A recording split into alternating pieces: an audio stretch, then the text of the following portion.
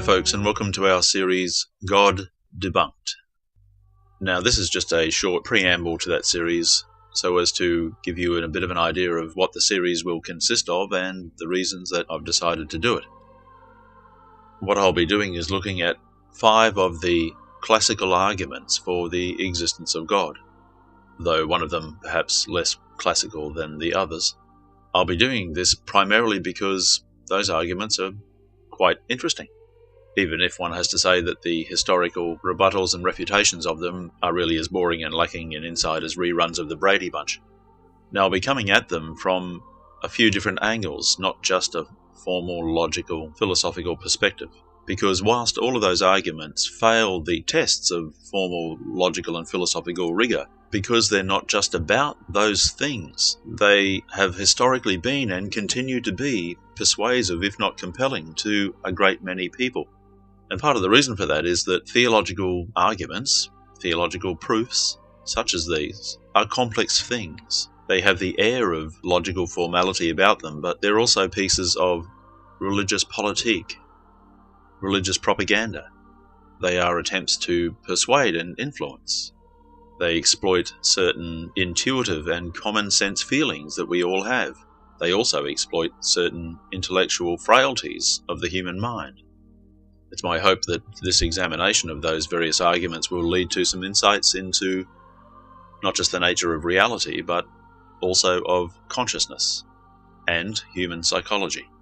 Now, I'm going to be dealing with these various classical arguments in a somewhat generic fashion. And over the centuries, there have been variations of all of these arguments developed in response to the various rebuttals and refutations that have been put forward. But I don't think that those variations are sufficient such that we can't deal with them in a generic fashion. So that's what I'll be doing. Now, the arguments that I'll be dealing with are known by various titles, a somewhat formal technical title and a more vernacular title. I'm going to introduce them using both so that you'll be able to recognize them if you come across them in the future. And those 5 arguments are the cosmological argument, otherwise known as the first cause argument, the ontological argument, otherwise known as the necessary being argument, the teleological argument, or the argument from design, the moral argument, otherwise known as the argument from fiddle faddle, and the transcendental argument, otherwise known by the acronym TAG.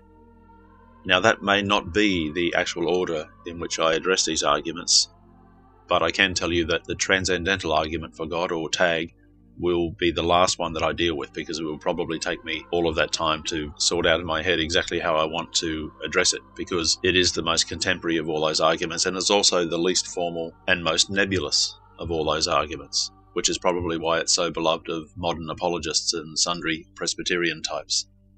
And I will only be looking at those 5 arguments.